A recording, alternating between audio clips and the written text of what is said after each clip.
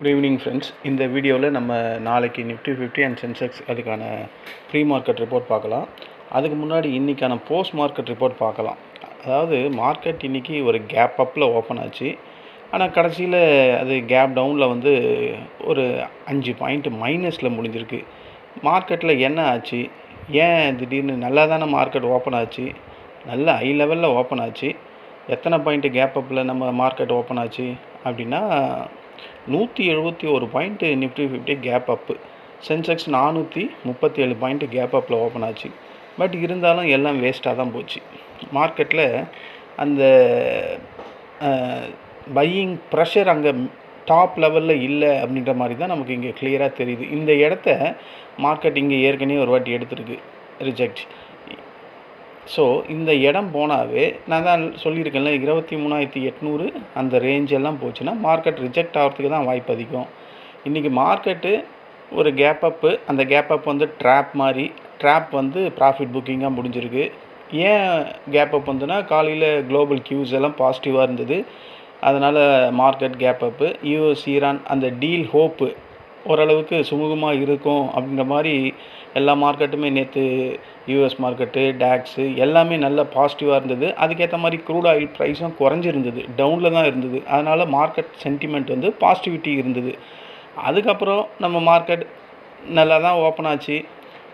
ஒரு high level போகும்போது 23,850 போகும்போது அங்கே அக்ரெசிவாக ப்ராஃபிட் புக்கிங் நடக்க ஆரம்பிச்சிது. மார்க்கெட் ஓப்பன் ஆன இடத்துல இருந்து நேற்று மார்க்கெட் கீழே டவுன் ஆனதுலேருந்து மேலே போச்சு. இன்றைக்கி மார்க்கெட் கேப் அப்பு மேலே போயிட்டு அங்கேருந்து கீழே தான் வந்துக்கிட்டே இருந்தது. ஓகேங்களா? Gap up opening retailers buying அதிகமாக இருந்தது. ஆனால் இந்த ஸ்மார்ட் இன்வெஸ்டர்ஸ், ஸ்மார்ட் ட்ரேடர்ஸ் அவங்க இன்றைக்கி சரியாக மார்க்கெட்டை ப்ராஃபிட் புக்கிங் பண்ணியிருக்காங்க. இதுதான் இன்றைக்கி மார்க்கெட்டில் நடந்தது. இன்றைக்கி வீக்லி எக்ஸ்பைரி சென்செக்ஸில் அதோட இம்பேக்ட் எப்போவுமே மார்க்கெட்டில் டவுனில் தான் முடியும் அப்படின்னு நான் பல வாட்டி சொல்லியிருக்கேன். இன்றைக்கி சென்செக்ஸு ஒரு 135 பாயிண்ட்டு மைனஸு. அவன் எப்போவுமே எக்ஸ்பைரி டேயில் ஒரே வாட்டி தான், இந்த மந்தில் ஒரே வாட்டி தான் பாசிட்டிவாக முடிஞ்சான். மற்ற 3 வாட்டியும் அவன் நெகட்டிவில் தான் முடிப்பான். ஏன்னா அந்த அளவுக்கு அதில் செல்லிங் ப்ரெஷர் இருக்குது. சென்செக்ஸ் செல்லிங் ப்ரெஷர் வந்தால் நிஃப்டி 50 கூட சேர்ந்து தான் இறங்கும். எஃப்ஐஎஸ் நேற்றும் செல்லிங், இன்றைக்கும் கண்டிப்பாக செல்லிங்கில் தான் இருப்பாங்க. அவங்க அந்த செல்லிங் மோட்லேருந்து வெளியே வரவே இல்லை. ஆனால் திடீர்னு பை பண்ணுறாங்க. ஏன் அவங்க செல்லிங் அதிகமாக பண்ணுறாங்கன்னா, rupee weakness, bond yield rice அதிகமாக இருக்குது, குளோபல் அன்சர்டனிட்டி, இதனால் எஃப்ஐஎஸ் செல்லிங் ப்ரெஷர் மறுபடியும் அதிகமாக ஆயிடுச்சு. ஆயில் ப்ரைஸு காலையில் நான் இந்த பிரெண்ட் க்ரூட் ஆயிலெலாம் பார்க்கும்போது 104 இருந்தான், 103.80 இருந்தான். இன்றைக்கி பாருங்கள், இப்போது மறுபடியும் அதே 107க்கே வந்துட்டான். இன்றைக்கி 107.6. அதனால தான் மார்க்கெட் அகைன் வந்து ஒரு செல்லிங் ப்ரெஷரில் வந்தது. ஓகேங்களா? காலையில் டவுனாக இருந்த crude oil, brent crude oil இப்போ மறுபடியும் அதே ஒரு $4 இன்க்ரீஸ் ஆகிருக்கு. இது நம்ம மார்க்கெட்டில் லேட்டாக இந்த நியூஸஸ்ஸு இப்போ தானே அது ட்ரேடிங் ஆகுது. அதனாலே நம்ம மார்க்கெட்டில் இன்றைக்கி ஃபுல்லாகவே நம்ம மார்க்கெட் டவுனே தான் இருந்தது. எந்த இடமும் ஒரு ஸ்ட்ராங்கான, இங்கே ஒரு இடம் வந்தான், இந்த ஒரு இடம் வந்தான், ஆனால் அது அப்படியே வந்து செல்லிங் ப்ரெஷரில் ப்ராஃபிட் புக்கிங்காக கொண்டு வந்துட்டாங்க. இப்போ ஆயில் ப்ரைஸ் மறுபடியும் பழைய ரேஞ்சிலே 107 ட்ரேட் ஆகுது. ஹை லெவல் போனால் அங்கே வந்து மார்க்கெட்டில் ஒரு ஸ்டெபிலிட்டி இல்லை, அதுக்கு மேலே போகிறதுக்கு ஸ்ட்ரென்த் இல்லை. அதனால் வந்து மார்க்கெட் அங்கேருந்து செல் ஆகுது. அதாவது மார்க்கெட்டில் ஸ்ட்ராங்கான செல்லிங், சாதாரண செல்லிங்லாம் இல்லை, வெரி ஸ்ட்ராங்கான செல்லிங். இன்றைக்கி ஒன்றுமே பண்ண முடியல. ஒரே வரியில் நம்ம மார்க்கெட் இன்றைக்கி ஒரு சம்மரைஸ் சொல்லணும்னா, மார்னிங்கில் பாசிட்டிவாக இருந்தது. அந்த மிட் டைமில் ப்ராஃபிட் புக்கிங் ஸ்டார்ட் ஆக ஆரம்பிச்சிது. ஆஃப்டர்நூன் எக்ஸ்பைரி வெலாட்டிலிட்டி, எஃப்ஐஎஸ் கண்டிப்பாக பெரிய லெவலில் செல்லிங்கில் இருப்பாங்க. க்ளோசிங் டேயில் வந்து ஒரு நெகட்டிவில் க்ளோஸ் ஆகிருக்கு. பாசிட்டிவில் இருந்த மார்க்கெட் நெகட்டிவில் க்ளோஸ் ஆகிருக்கு.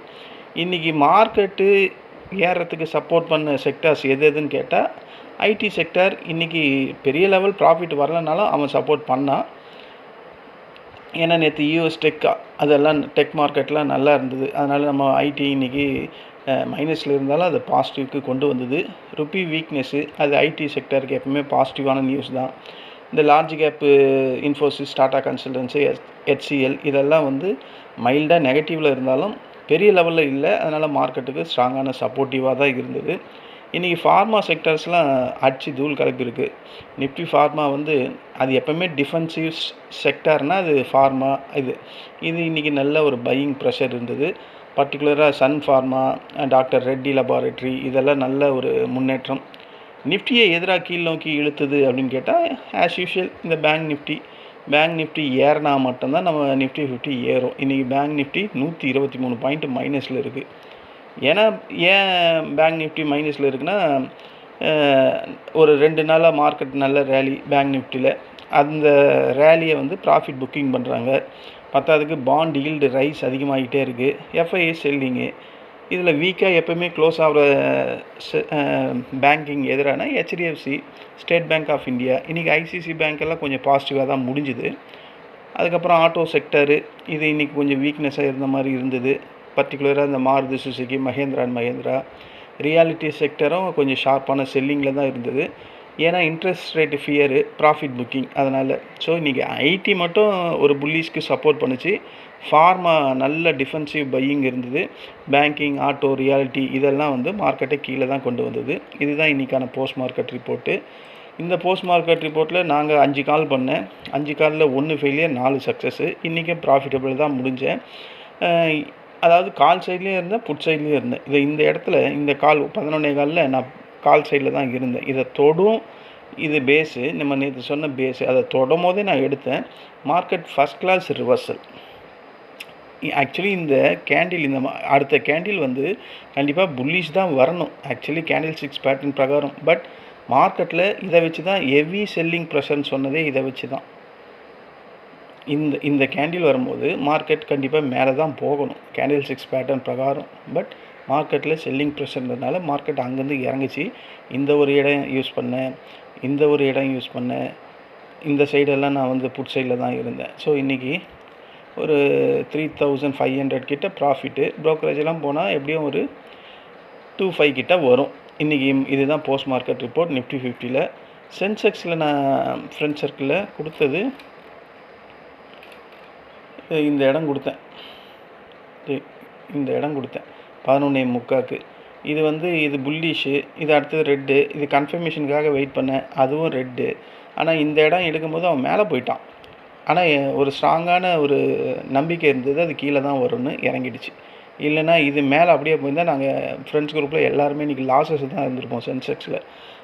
அப்படியே இறங்கிட்டான். அதுக்கப்புறம் ஃபர்தராக நல்லா இறங்கிச்சு. ஆனால் அவ்வளோ நேரம் ஹோல்ட் பண்ணல. அதில் ஒரு 2000 ரூபாய் வரும்போதே ப்ராஃபிட்டை புக் பண்ணி வெளியே வந்தாச்சு. இது சென்செக்ஸில் நடந்த போஸ்ட் மார்க்கெட் ரிப்போர்ட். இதுதான் இன்றைக்கி நடந்த போஸ்ட் மார்க்கெட் ரிப்போர்ட்டு. நல்ல ஒரு 171 பாயிண்ட் கேப் அப்போ இன்ட்ராடே டைமில் -5 அப்படின்ற மாதிரி எரேஸ் பண்ணிடுச்சு எல்லா கேப் அப் பாயிண்ட்டையும். ஓகேங்களா? நாளைக்கு நம்ம நிஃப்டி 50 சென்செக்ஸ் எப்படி இன்ட்ராடே டைமில் ஒர்க் ஆகும், எது சப்போர்ட்டாக இருக்கும், எது ரெசிஸ்டண்ட்டாக இருக்கும். இப்போ Brent க்ரூட் ஆயில் மறுபடியும் இன்க்ரீஸ் ஆகிட்டுருக்கு. இது மார்க்கெட்டை பெரிய லெவலில் இம்பேக்ட் பண்ணுமா, இப்போ நடக்கிற வேர்ல்டு மார்க்கெட்லாம் எப்படி இருக்குது அப்படின்றத நம்ம பார்க்கலாம். நேற்று டவ் 30 645 பாயிண்ட்டு பார்த்தது தான். 80 point S&P positive, Nasdaq 400 point positive. இப்போ ட்ரேட் ஆகிற FTSE 44 point minus, CAC 45 point minus, DAX 140 point minus. Nikkei இவன்லாம் தப்பிச்சிட்டான். ஏன்னா இப்போ தான் க்ரூட் ஆயில் இன்க்ரீஸ் ஆகுது.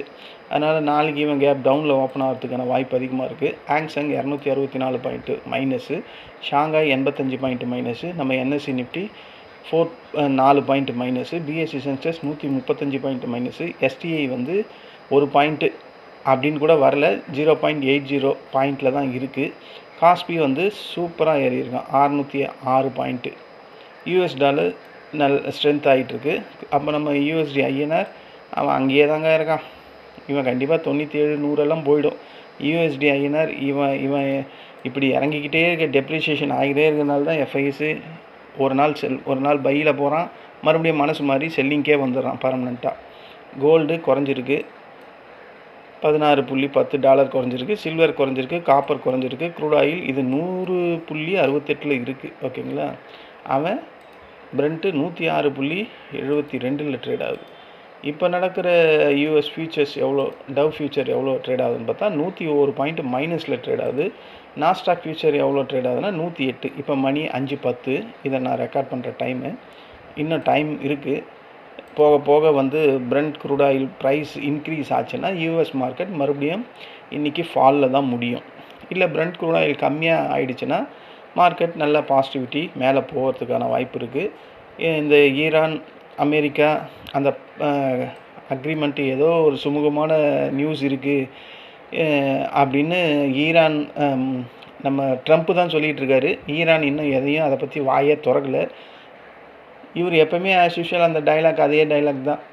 எங்கள் இதுவுக்கு வரலைன்னா நாங்கள் சிவியராக பனிஷ் பண்ணுவோம், தாக்குவோம், குண்டா போடுவோம் அப்படின்னு.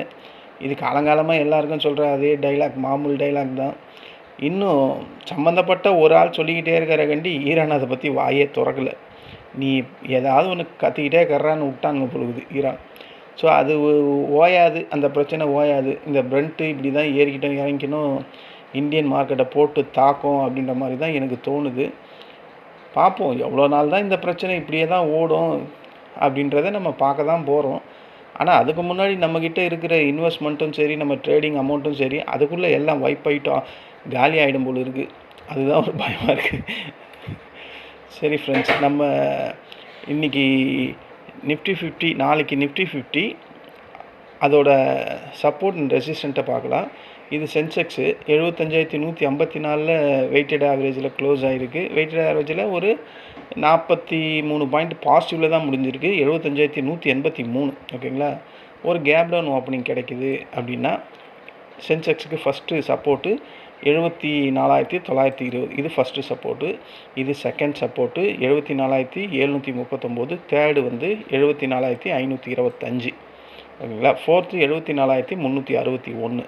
கேப் அப் வரும் தான் எனக்கு தோணுது. பார்ப்போம்.